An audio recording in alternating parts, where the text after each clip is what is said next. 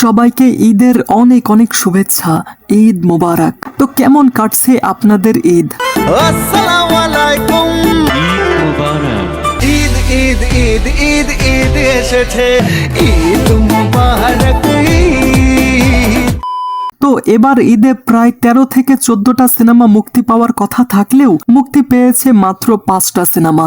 আর এর মধ্যে সারা বাংলাদেশের প্রায় সমস্ত সিঙ্গেল স্ক্রিন দখল করে নিয়েছে শাকিব খানের প্রিন্স। আর বাকি বনলতা এক্সপ্রেস, দম, রাক্ষস অথবা প্রেসার কুকার এই সবগুলো সিনেপ্লেক্সে মুক্তি পেয়েছে। আর মুক্তির প্রথম দিন অর্থাৎ ঈদের দিন কোন সিনেমা কত কালেকশন করেছে চলুন জেনে নেওয়া যাক। তাহলে চলো। তো কেমন আছেন আপনি আর আপনার উনি?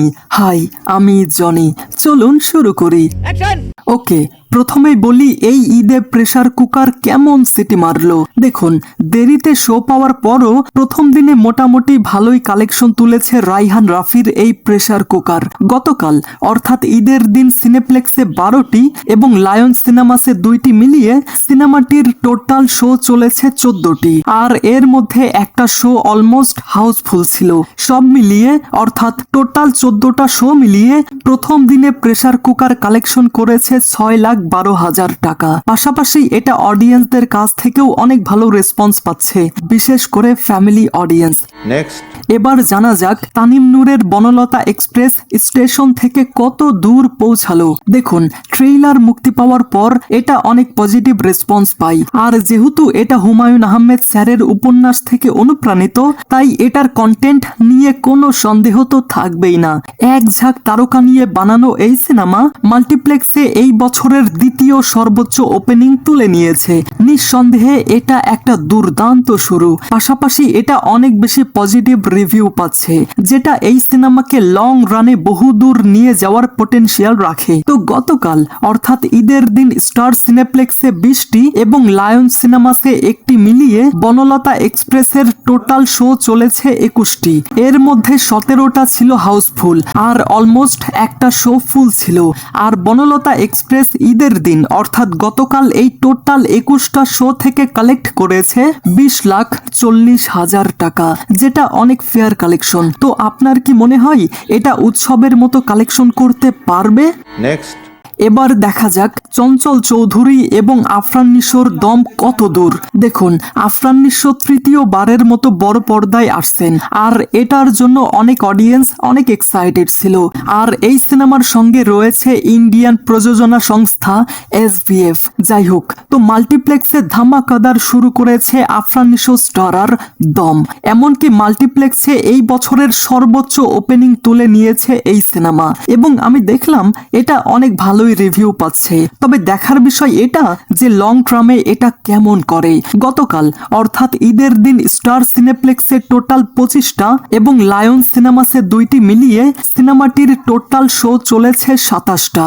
আর এর মধ্যে অ্যাপ্রক্সিমেটলি 22টা শো হাউসফুল ছিল এবং এই টোটাল 27টা শো মিলিয়ে প্রথম দিনে এটা কালেক্ট করেছে 30,39,000 টাকা। তো আপনার কি মনে হয় দমের লাইফ টাইম কালেকশন কত হতে পারে? নেক্সট, এবার বলি রাক্ষস রূপে সিয়াম কেমন করলো। দেখুন, এই সিনেমার গানগুলো ভালো না লাগলেও ট্রেইলার অনেকের কাছে ভালো লেগেছিল। আর এটা অ্যাডাল্ট সার্টিফিকেট পেয়ে রিলিজ হয়। তো প্রথম দিনে মাল্টিপ্লেক্সে ডাবল ডিজিট কালেকশন তুলে নিয়েছে বরবাদ খ্যাত পরিচালক মেহেদী হাসান হৃদয় এবং সিয়াম আহমেদ স্টারার রাক্ষস। গতকাল স্টার সিনেপ্লেক্সে 12টি এবং লায়ন সিনেমাসে 2টি মিলিয়ে রাক্ষসের টোটাল শো চলেছে 14টা। আর এর মধ্যে 10টা শো হাউসফুল ছিল, পাশাপাশি একটা শো অলমোস্ট ফুল ছিল। বর্তমানে এটা অনেক পজিটিভ রেসপন্স পাচ্ছে, অন্তত যারা অ্যাকশন ভায়োলেন্স সিনেমা দেখতে পছন্দ করে। তো ঈদের দিন অর্থাৎ গতকাল টোটাল 14টা শো মিলিয়ে রাক্ষস কালেক্ট করেছে 13,93,000 টাকা। অনেকের প্রেডিকশন এটা এই বছরের সর্বোচ্চ আয়কারী সিনেমা হতে পারে। তো এটা কি আপনারও মনে হয়? নেক্সট, ফাইনালি আসা যাক প্রিন্সের সাম্রাজ্যে। যদিও অনেকেই বলছে প্রিন্সের সাম্রাজ্যে ধস নামবে। সারা বাংলাদেশের সমস্ত সিঙ্গেল স্ক্রিন দখল করে শাকিব খানের প্রিন্স। তবে আমি এখানে শুধু সিনেপ্লেক্সের কালেকশনের কথাই বলবো, ঠিক আছে? ঠিক আছে ঠিক আছে। প্রথম দিনে ই টিকেটিং সুবিধা থাকার কারণে মাল্টিপ্লেক্স এবং থিয়েটারগুলো থেকে ডাবল ডিজিট কালেকশন তুলেছে শাকিব খানের প্রিন্স। যদিও সার্ভার জনিত সমস্যার কারণে কিছু শো ক্যান্সেল না হলে শো আরো বাড়তো এবং অবশ্যই কালেকশনও আরো ইনক্রিজ হতো। যাই হোক, তো গতকাল লায়ন সিনেমাসে 5টি, গ্র্যান্ড সিলেট মুভি থিয়েটারে 2টি, মন ইনে 4টি, মনিহার সিনেপ্লেক্সে 4টি, মধুবন সিনেপ্লেক্সে 4টি, শ্যামলীতে 4টি, সিনেস্কোপে 4টি এবং গ্র্যান্ড রিভার ভিউ সিনেপ্লেক্সেও 4টি। আর এই সব মিলিয়ে সিনেমাটির টোটাল শো চলেছে 31টি। এর মধ্যে 26টি হাউসফুল ছিল আর অলমোস্ট একটা ফুল ছিল। বাট আফসোস, এত শো পাওয়ার পরেও সিনেমাটি অডিয়েন্সদের থেকে খুবই খারাপ রিভিউ পাচ্ছে। আর কেন খারাপ রিভিউ পাচ্ছে সেটা আপনি আমার এই ভিডিওটা দেখলেই বুঝতে পারবেন। যাই হোক, তো গতকাল অর্থাৎ ঈদের দিন এই টোটাল 31টা শো থেকে প্রিন্স কালেক্ট করেছে 16,19,000 টাকা, যেটা বরবাদ এবং তাণ্ডবের থেকে অনেক কম।